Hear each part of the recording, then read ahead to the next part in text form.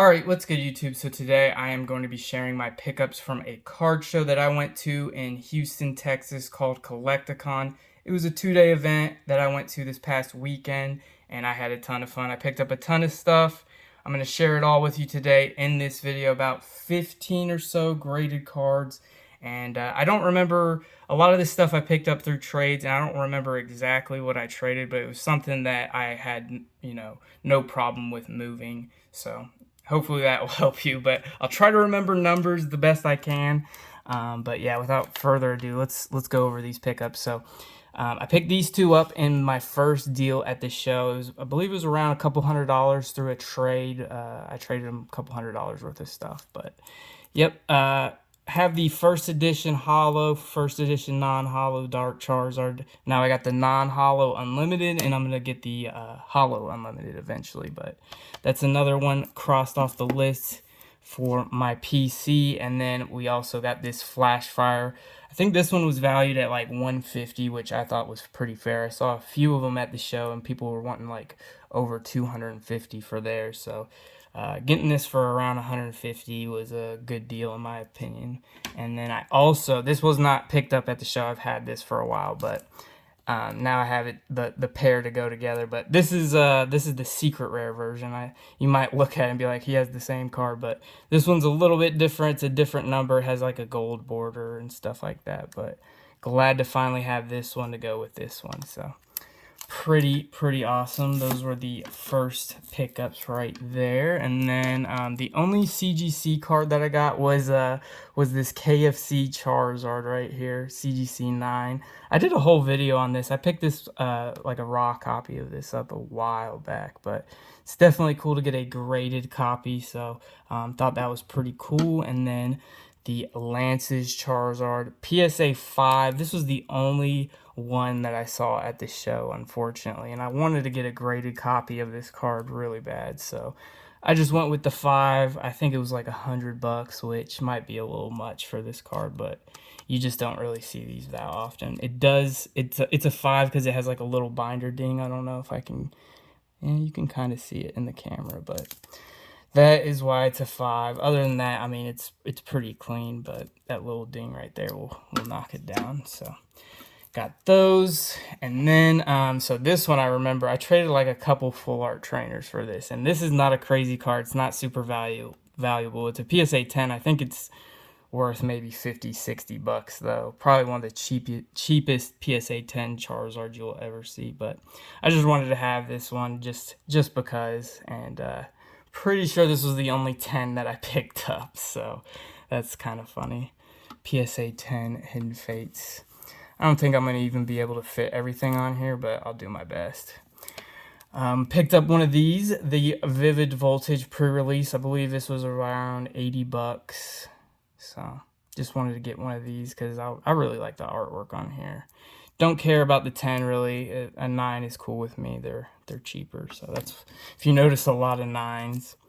So I do remember I paid 70 for this guy. It was listed at 80, but you know, you never pay sticker prices at card shows. You probably already know that. But another Charizard that I needed, graded at least. I have everything I'm going to show you. I probably have multiple raw copies of these cards, but I'm trying to fill out all my graded versions. So we got the Evolutions Reverse and regular hollows right here. I got these in a deal for like $225 or something like that, which I'm not even sure if that's a good deal or not, but at the top of my head.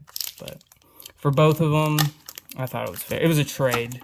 That's the thing. It wasn't a cash deal. This one has a 400 sticker on it. I do remember it was a trade, $350 worth of stuff in trade that I got for this guy. And now I have a PSA 8 and a PSA 5 that I'm going to try to move. But definitely glad to have the 9, PSA 9 Flash Fire. This is a sick card, one of my favorites. All right, so I'm actually going to take these off because we have some better cards coming up actually. So I picked up, I'm going to just do all 3 at once. All 3 of the Rainbow Rares from Burning Shadows, Unbroken Bonds and Cosmic Eclipse, and all PSA 9. So this one I paid $110 for, which was one of the cheapest cards I got. But thought that was a pretty fair deal, $110. This one I traded 100 cash, and then it was like 100 of just like raw cards for this guy. So the Charizard from Unbroken Bonds, really like that card. And then I wasn't even planning on buying this. I really wasn't, but I saw $450 and I thought for a 9 on this card, if you guys don't know, these always come out just completely thrashed on the back. They're always beat up straight out of the pack. So 9s and 10s are super hard to get. And I saw $450 on there, and I had 400 cash in my pocket, and I said to the dude, I was like, would you do 400? And he's like, I'd do 425. And I was like, I don't even have 425, so I'd have to, it was at the end of the show too. So I told him, I was like, I couldn't even do 425, and then he just took the 400, and I was like, all right, cool. I think that's a real fair price. I looked up sold comps, and there was some going for over $500, almost $600. So to get this in a PSA 9 for $400 was a real good deal in my opinion. And then we got 3 cards left to finish out the video. I'll just talk about this one real quick. PSA 9 Hidden Fates Charizard. I got this for like $350. So had to get all these guys, all the big modern chase cards as of the past couple years. But here's some grails for myself that I got. So the Top Sun green, it's the green back. I believe the blue back is a little more desirable than the green, and then there's also like the no number variation and stuff that's a lot more rare. But still, if you like follow these cards, they are super expensive, and especially in a PSA 8, that's a super high grade for this card. You're talking about something that's almost 30 years old. So yeah, I paid $650 for this. This was tied for the first as far as the most expensive card that I got at the show. I spent $650 on another one, but that I'm about to show. But this is just an awesome card in my opinion. You might not think it's super cool or anything, but it's super cool to me, and I'm super glad to add it to my collection. And then the final card, which was also $650. It's a trainer card. I'm sure there's probably some people that are like, oh, why did you spend so much on this? But this is a card I've wanted for a long time, the Lucky Stadium promo. It's got the Charizard and the Pikachu and the Pichu right in there. And I don't know if you've ever seen, how much this card goes for just in raw condition. It is super expensive. So to get it in a PSA 9 is super cool in my opinion. So glad to add that to the PC. All this stuff is going into my personal collection. So yeah, let me know what you guys think, how I did at the card show.